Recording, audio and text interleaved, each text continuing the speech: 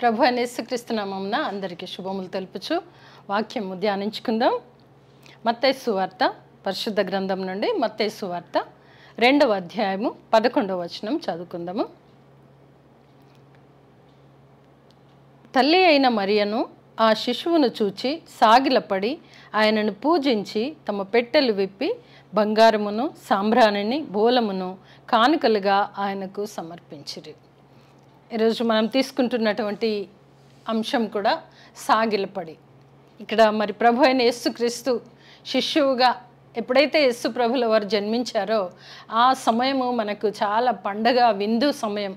మరి ఆ దినాలలో చూస్తే క్రిస్మస్ సీజన్లో చూస్తే అందరూ అంటే జ్ఞానులు మరి వచ్చి కానుకలు సమర్పించి సాగిలపడటము ఇదంతా కూడా మనం ఆ రోజులలో చెప్పుకుంటాం. ఇప్పుడు ఏంటి పని అని మనం అనుకున్నట్లయితే యేసుక్రీస్తు ప్రభుల వారు పుట్టుకలో మరి అందరూ సాగిలపడినట్టుగా జ్ఞానులను స్పెషల్గా మనకు చూపించడం, మనం అందరం కూడా క్రిస్మస్ సందడిలో దేవునికి సమర్పించి హృదయాంతరంగం నుండి ప్రార్థనలు చేసుకోవడం, యాచనలు, పండగలు అన్నీ చేసుకోవడం చూస్తాం. మరి అక్కడైతే ఆ రోజు అయితే జ్ఞానులను మాత్రం చూపించారు. గొర్రెల కాపరులు కూడా వచ్చి సాగిలపడినారు. కానీ జ్ఞానులను చూపిస్తూ జ్ఞానులు సాగిలపడి సంతోషముతో ఒక రాజు పుట్టాడని ఒక విశ్వాసము నిరీక్షణతో ఎంతో దూర ప్రయాణం నుండి వచ్చి సాగిలపడినట్టుగా మనం చూస్తుంటున్నాం. అనగా ప్రభు జన్మలోనే ఆయన రాజులకు రాజు, ప్రభువులకు ప్రభు అని మనం చూస్తాం. కనుకనే సాగిలపడటం, లోకమంతయు కూడా సాగిలపడారు. లోకానికి అంతటికి కూడా వెలుగు ఎలా అంటే యేసుక్రీస్తు వారు ఈ లోకంలో జన్మించడమే లోకానికి వెలుగుగా ఉన్నారు. కనుక అందరూ కూడా తలలు వంచి సాగిలపడి ఆయనకు నమస్కారం చేసి ఉంటారు. మరి ఇక్కడ చూసినట్లయితే జ్ఞానులు సాగిలపడినట్లుగా మనం చూస్తాం. మరి ఆ సాగిలపడిన ఆ రారాజు ఎదుట ఎల్లవేళలా మనం సాగిలపడాలి. అలనాడు శిశువుగా ఉన్నప్పుడు సాగిలపడాము, ఇంకా అయిపోయింది మా పని అనుకోవడానికి లేదండి. మన జీవితాంతము యేసుక్రీస్తు ప్రభు ఆయన రాజులకు రాజు, అత్యున్నత సింహాసనం మీద ఆసీనుడై ఉండాల్సినటువంటి ఆ ప్రభువు ఈ భూలోకమునకు అరుదించి మన కొరకు తన ప్రాణ త్యాగం చేయడానికే ఈ లోకానికి వచ్చాడు. మనం అలా చూస్తే యేసుక్రీస్తు ప్రభు మత్తయి సువార్తలోనే చూడొచ్చండి. మత్తయి సువార్త 26వ అధ్యాయము, మత్తయి సువార్త 26వ అధ్యాయము 39వ వచనం చదువుతాను. కొంత దూరము వెళ్ళి సాగిలపడి నా తండ్రి. ఇక్కడ యేసు ప్రభుల వారు ప్రార్థన చేస్తున్నారు. మనం యేసు ప్రభు జన్మంలో చూస్తేనేమో లోకమంతయు ఆయనకు సాగిలపడినట్లుగా స్పెషల్గా జ్ఞానులను చూపించాం. అయితే ఇక్కడ చూస్తే యేసుక్రీస్తు ప్రభుల వారు సాగిలపడినారు. ఎక్కడ, ఎప్పుడు, ఎలాంటి పరిస్థితి, ఎందుకు ఆ పరిస్థితి వచ్చిందని మనం ఆలోచించినట్లయితే ప్రభుల వారు రాజుగా భూలోకానికి అరుదించారు, రాజుగా రాజ్యమేలారు, రాజుగా ఒక స్వస్థతపరచడానికి కూడా ప్రభు ఆయన స్వస్థపరిచారు, అద్భుతాలు చేశారు, శిష్యులకి మనందరికీ కూడా రక్షణ మార్గం చూపించారు. చివరి ఘట్టంలోకి యేసు ప్రభుల వారు వచ్చినప్పుడు ఆయన సాగిలపడటం మనం చూస్తుంటున్నాం. మనం 39 మత్తయి సువార్త 26:39లో చూస్తే కొంత దూరము వెళ్ళి సాగిలపడి నా తండ్రి. ప్రభువుల వారు తండ్రిని పిలుస్తున్నారు, నా తండ్రి అని పిలుస్తున్నారు. ఎందుకు సాగిలపడాల్సి వచ్చింది అనంటే మనం 38వ వచనంలో చూడొచ్చు. యేసు మరణమగునంతగా నా ప్రాణము బహు దుఃఖములో మునిగి ఉన్నది. యేసు ప్రభుల వారి యొక్క ప్రాణం ఎలా ఉన్నదటంటే మరణమగునంతగా బహు దుఃఖము బహువేదనతో నా ప్రాణము మునిగి ఉన్నది, నిండి ఉన్నది. కనుక ఎవ్వరి దగ్గరికి వెళ్ళలేదు, ఎవ్వరిని శిక్షించే వారిని కూడా ఒక్క మాట నోరు విప్పి అనకుండగా సమస్తము ఆయన చేయగలరు, కానీ ఏమీ చేయలేదు, ఏమీ మాట్లాడలేదు. కానీ ఒక్కరి దగ్గరికి వెళ్ళారండి.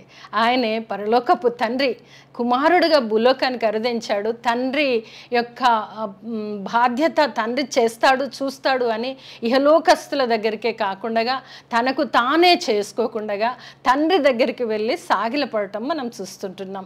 అక్కడ సాగిలపడుతూ మరణమగునంతగా నా ప్రాణము దుఃఖములో మునిగి ఉన్నదని తండ్రికి చెప్తున్నారు. తండ్రి కుమారునికి తెలిసిన విషయమే.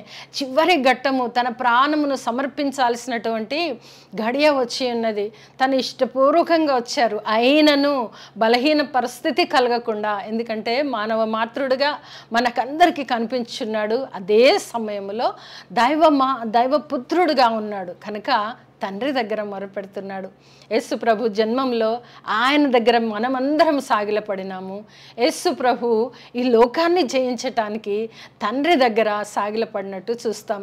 మా కష్ట పరిస్థితి మరణమగునంతగా ప్రాణము దుఃఖముతో గొప్ప వేదనతో నిండి ఉన్నదని ఇక్కడ ప్రభుల వారు ఎక్కడికి వెళ్ళారు అని అంటే తండ్రి దగ్గరికి వెళ్ళి సాగిలపడినట్టుగా మనం చూస్తుంటున్నాం. ఇవంతా కూడా మనకు కష్టం వచ్చిందా మనమైతే లోకమంతట చాటించేస్తాం, అందరికీ చెప్పుకుంటాం, డాక్టర్స్ దగ్గరికి పరిగెత్తుతాం, అవన్నీ మన మానవ తత్వమే అలాంటిది. కనుక మనము ప్రభువు వారిని చూసి నేర్చుకోవాల్సింది ఏంటంటే మొట్టమొదటిగా తండ్రి దగ్గరికి వెళ్ళాలి, తండ్రి దగ్గర సాగిలపడాలి.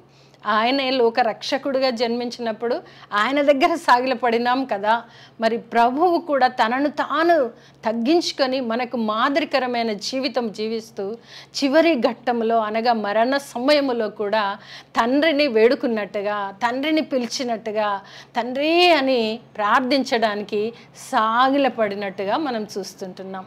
ఎంతగా తగ్గించుకున్నాడు, తనను తాను తల వంచి తండ్రి దగ్గర మాట్లాడుకుంటున్నాడు.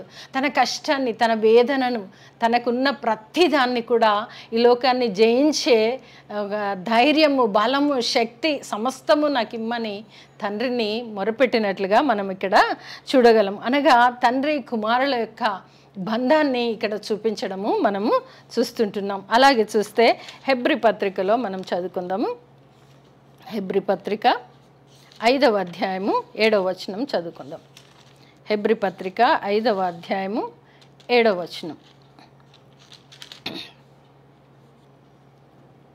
శరీరధారి అయి ఉన్న దినములలో మహారోదనతోనూ కన్నీళ్లతోనూ తన్ను మరణము నుండి రక్షింపగలవానికి ప్రార్థనలను యాచనలను సమర్పించి భయభక్తులు కలిగి ఉన్నందున ఆయన అంగీకరింపబడెను. ఇక్కడ మనం చూస్తే యేసుక్రీస్తు ప్రభుల వారి యొక్క ప్రార్థనలు, యాచనలు, ఆయన భయభక్తి కలిగి అవన్నీ కూడా మనకు నేర్పించాడు. అదే మనం ఇక్కడ గమనించినట్లయితే ప్రార్థనలు, యాచనలు, కృతజ్ఞతాస్తుతులు.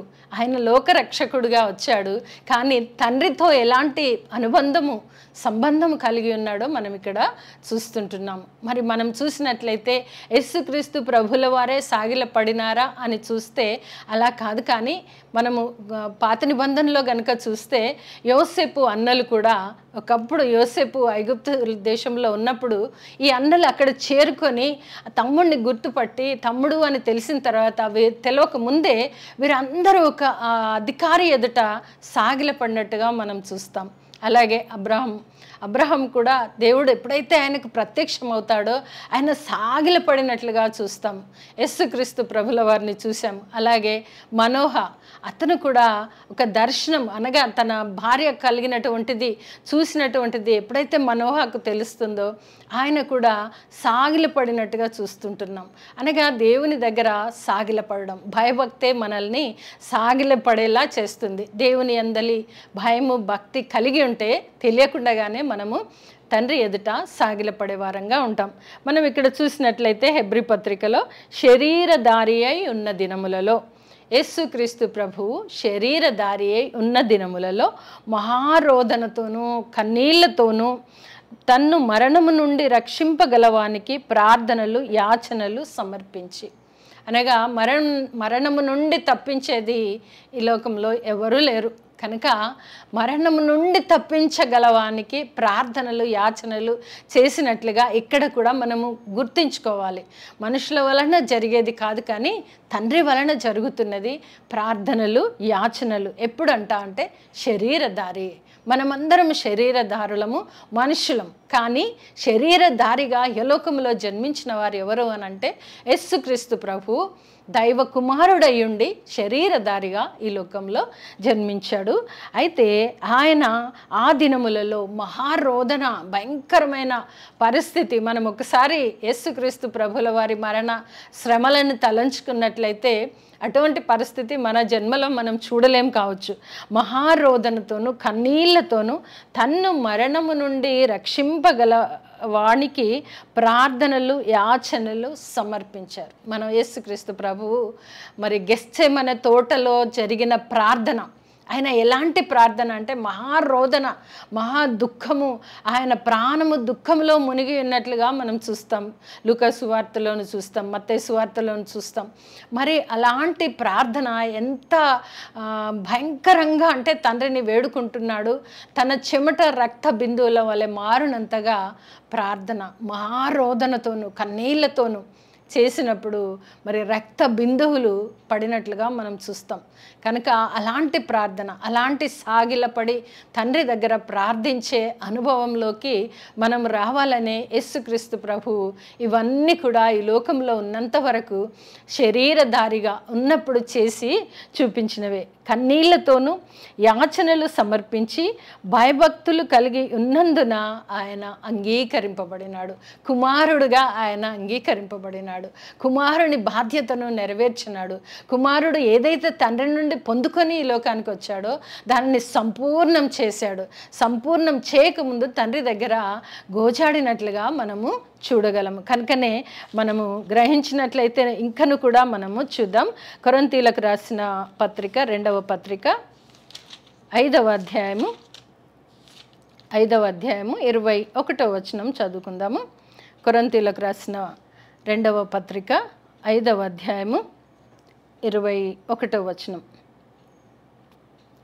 ఎందుకనగా మనం ఆయన యందు దేవుని నీతి అగునట్లు పాపమెరుగని ఆయనను మన కోసము పాపముగా చేశాను. దేవుని నీతి అగునట్లు, దేవుని దగ్గర మనం నీతిమంతులుగా తీర్చబడడానికి ఏ పాపం ఎరగని ఆ యేసుక్రీస్తు ప్రభువుని మన కోసము పాపముగా చేయబడినట్లుగా చూస్తుంటున్నాం. దానికి అంతయు కూడా ఆయన చేయడానికి సిద్ధమై తనను తాను తగ్గించుకొని భూలోకానికి వచ్చినదే తనను తాను అర్పించుకోవడానికి వచ్చి ఉంటున్నారు. కనుక మనం ఆయన యందు దేవుని నీతి అగునట్లు, యేసుక్రీస్తునందు దేవునికి నీతిమంతులంగా కనబడాలని, నీతిమంతులముగా అగునట్లు ఏ పాపం ఎరుగని ఆయనను, ఏ పాపము మచ్చ కలంకము డాగు ఇహలోకములో 33.5 సంవత్సరములు బ్రతికినను మానవ మాతృడిగా ఉన్నప్పటికీ కూడా మానవ మాతృలు చేసే ఏ పాపమును కలంకమును మచ్చయు డాగు లేని దైవపుత్రుడుగా ఈ భూలోకంలో తిరిగినాడు. కనుక ఆయన మన కోసము పాపముగా చేయబడినాడు. అందు గురించే సాగిలపడుతూ మనకు ఒక మార్గదర్శక యేసుక్రీస్తు ప్రభుల వారు ఉన్నట్టుగా మనము చూస్తున్నాము. కనుక నీవు నేను మనకు కష్టము శ్రమ యేసు ప్రభుల వారికి వచ్చినంత కష్టం అయితే మనకెవ్వరికి రాలేదు.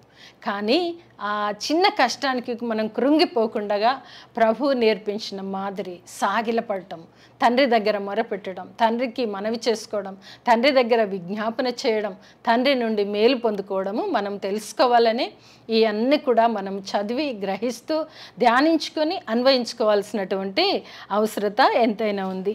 అలాగే చూస్తే మనము యోహాను సువార్తలో చదువుకుందాము. యోహాను సువార్త 12వ అధ్యాయము, యోహాను సువార్త 12వ అధ్యాయము 27వ వచనం చదువుకుందాము. యోహాను సువార్త 12వ అధ్యాయము 27వ వచనం.